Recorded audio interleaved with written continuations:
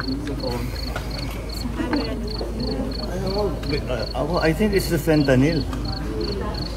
Fentanyl is the strongest painkiller that you can buy.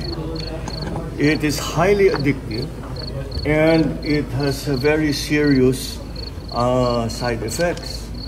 And PRRD has been taking the drug for a very long time now. Bot sa langaw. He told us that he was taking fentanyl mga 5-6 years ago.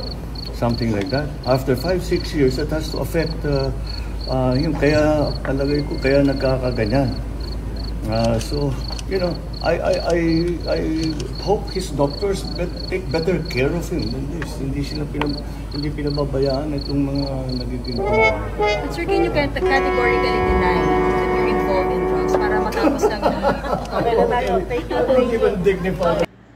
Ang fentanyl, sabi ng kapatid kong doktor, at isa pang kapatid kong doktor, at isa pang kapatid kong doktor, 10 kaya ang doktor sa pamilya namin? Oo, 10 talaga. Doktor namin.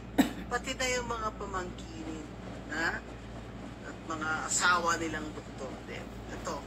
Ang fentanyl, usually talaga, grabe talaga yan na pain. Ano? To stop the pain.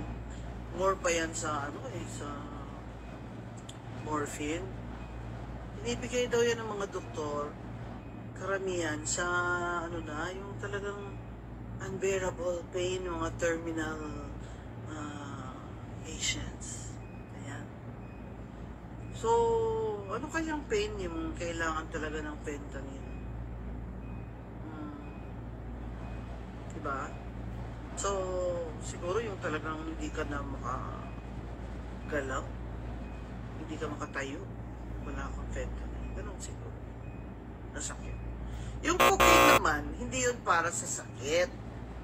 Yun ang kaibahan nila. Ang fentanyl kasi gamot. Yung cocaine, ano yan? Yung cocaine, hindi ako nag-cocaine ever, ha? Hindi talaga ako nag-drugs, ever.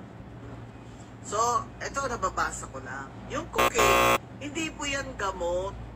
Yan po ang drug of choice na mayayaman.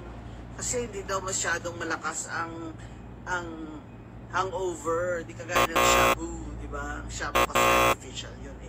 Yung cocaine ay organic daw yan. Napampasabog ng ano mo ba? Ng brains mo ba?